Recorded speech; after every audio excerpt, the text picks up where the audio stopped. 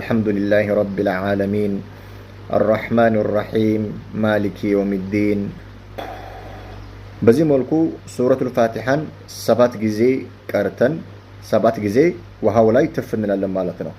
ብዙ ሰው ቁርአን ውሃ ፍለጋ በየሩቃ ቤቱ ሲንከራተት ሲመላለስ ይታያል። ይሄ መሆን የለበትም። ቁርአን መድኃኒት መሆኑን ሁሉም ሙስሊም ያውቃል፣ ያምንበታል። ነገር ግን ቁርአን ውሃ ለማድረግ ግዴታ ኡስታዝ የሚባል ሰው ማድረግ የለበትም፣ ወይም ደግሞ ሼክ የተባለ ሰው ግዴታ ቁርአን ውሃ እነሱ ብቻ ናቸው ማድረግ ያለባቸው የሚል ነገር የለም። ስለዚህ ቁርአን ውሃ ሁሉም ሰው ቤቱ ማዘጋጀት ይችላል። ማንኛውም ሙስሊም የቁርአን ውሃ ቤቱ ማዘጋጀት ይችላል። ስለዚህ ዛሬ ኢንሻአላህ ተዓላ እንዴት አድርገን ቁርአን የተቀራበት ውሃ እንዴት ማዘጋጀት እንደሚቻል ኢንሻአላህ አብረን ያለን ማለት ነው። መጀመሪያ ውሃው በዚህ መልኩ ይዘጋጃል። በሃይላንድ ከሆነ የሚቀራው ወይም ደግሞ በጀሪካን ደግሞ ከሆነ የሚቀራው ጀሪካኑ እስከ ጥግ ድረስ መሞላት አለበት። እንዲሁም በርሚል ከሆነ ደግሞ የሚቀራበት በርሚሉም ሙሉ በሙሉ ውሃው መሞላት አለበት ማለት ነው።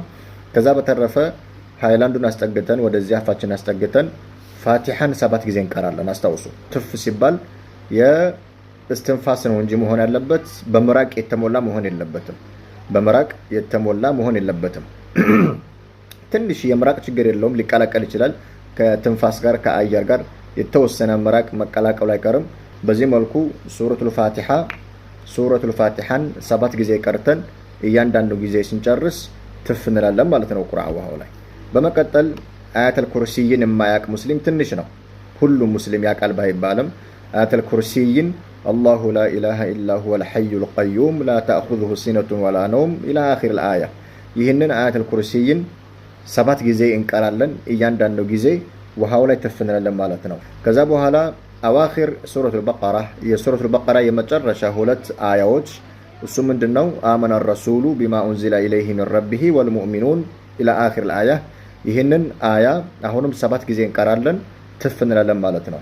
ከዛ በኋላ እንግዲህ የሚቀራው ምንድነው? አልቀዋቂሉል አርበዓ፣ አራቱ ቁልቁል የሚባሉት ቁል ያ አዩሃል ካፊሩን፣ ቁል ሁወላሁ አሐድ፣ ቁል አዑዙ ቢረቢል ፈለቅ፣ ቁል አዑዙ ቢረቢን ናስ።